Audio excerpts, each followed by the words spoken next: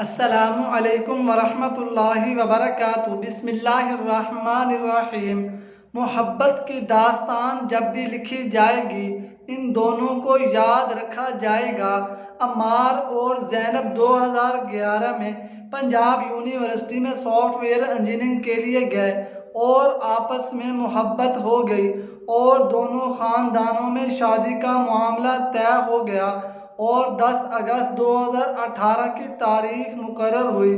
तो ठीक निकाह से 10 दिन पहले ज़ैनब को तकलीफ महसूस हुई तो चेकअप करवाया तो पता चला कि ज़ैनब को ब्लड कैंसर है।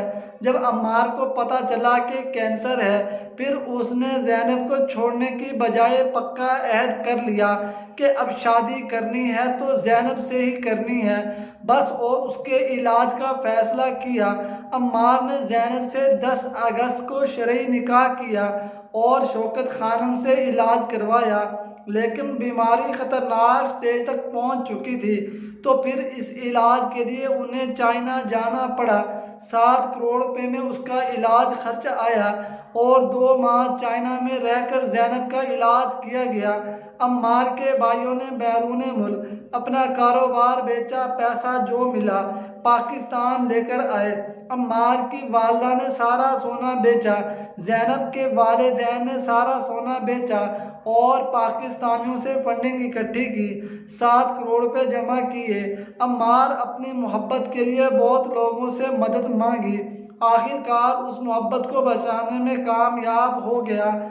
माशा अल्लाह, अब ये बहन ज़ैनब कैंसर से निकल गई है, बस अद्वियात जारी हैं जो 2 साल खानी है। अल्लाह ताला शफाए अता फरमाए, आमीन सुम्मा आमीन। इस वाक़े में 2 बातें बहुत अहम हैं। एक, बीमारी की वजह से अम्मार ने ज़ैनब को नहीं छोड़ा बल्कि उसकी ज़िंदगी की जंग लड़ी। दूसरा, जिससे निकाह का वादा किया उसको तलवार पर चलकर निभाया।